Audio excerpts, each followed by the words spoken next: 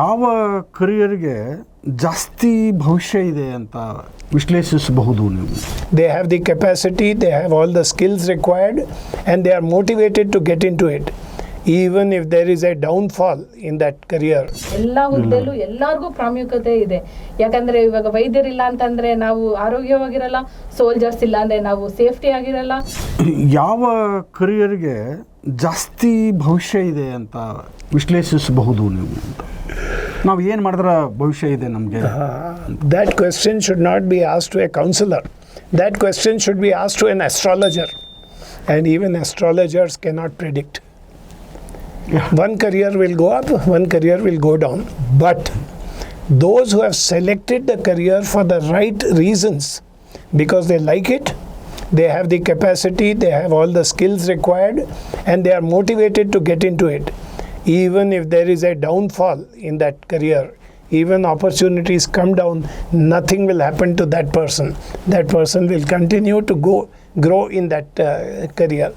That should be the bottom line of how a career is chosen. ಇವಾಗ ನಾನು ಹೇಳಬೇಕು ಅಂತಂದ್ರೆ ಕೋವಿಡ್ ಬಂದಾಗ ನಾವೆಲ್ಲಾನು ವೈದ್ಯರ ಹತ್ರ ಹೋಗ್ತೀವಿ. ಅವಾಗ ಅದಕ್ಕೆ ಓಕೆ ವೈದ್ಯ ಎಲ್ಲರೂ ಇಲ್ಲ ಡಾಕ್ಟರ್ ಮಾಡಬೇಕು ಅಂತ. ಬಟ್ ಇವಾಗ ನೋಡಿ, ಇವಾಗ ಆರ್ಮಿ ಬೇಕು ಅಂತ. ಸೊ ಎಲ್ಲರ ಪ್ರಾಮುಖ್ಯತೆ ಒಂದು ಸಮಾಜದಲ್ಲಿ ಇದ್ದೇ ಇದೆ. ಇವಾಗ ಹೋಗ್ಲಿ ಮಾಧ್ಯಮ ಅಂತ ಬಂದಾಗ ನಮ್ಮ ರಿಪೋರ್ಟರ್ ಆಗಿ ಜರ್ನಲ್ ಅವ್ರು ಇಲ್ಲ ಅಂತಂದ್ರೆ ನಮ್ಗೆ ಹೆಂಗೆ ಅದ್ರ ಬಗ್ಗೆ ಮಾಹಿತಿ ಸಿಗುತ್ತೆ? ನಮ್ಗೆ ಪೊಲಿಟಿಷಿಯನ್ಸ್ ಇಲ್ಲ ಅಂತಂದ್ರೆ ನಮ್ ದೇಶ ಹೆಂಗೆ ನಡೆಯುತ್ತೆ? ಎಲ್ಲರ ಹುದ್ದೆಲೂ ಎಲ್ಲರಿಗೂ ಪ್ರಾಮುಖ್ಯತೆ ಇದೆ. ಬರೀ ಇದು ಒಳ್ಳೆ ಒಂದು ಸೀಸನ್ ಅಲ್ಲ. ಇವಾಗ ಸಮ್ಮರ್ ಅಂದ್ರೆ ಇವ್ರಿಗೆ ಮಾತ್ರ ಪ್ರಾಮುಖ್ಯತೆ, ಈ ನೆಕ್ಸ್ಟ್ ಬಂದ ಇವ್ರಿಗೆ. ಎಲ್ಲಾ ಹುದ್ದೆಲೂ ಎಲ್ಲರಿಗೂ ಪ್ರಾಮುಖ್ಯತೆ ಇದೆ.